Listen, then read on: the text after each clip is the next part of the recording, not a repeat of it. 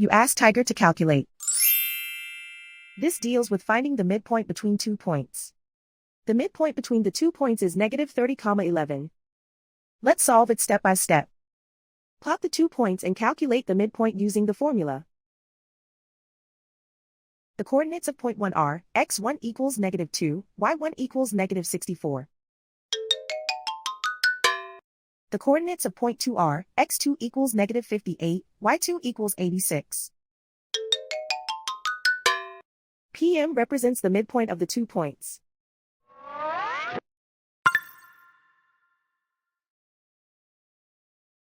Use the x values in the midpoint formula to find the midpoints x. x1 equals negative 2.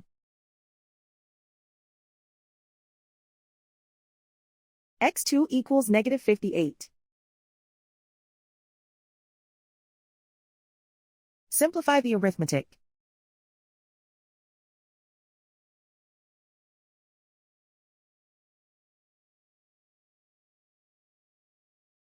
Use the y values in the midpoint formula to find the midpoints y. y1 equals negative 64. y2 equals 86. Simplify the arithmetic.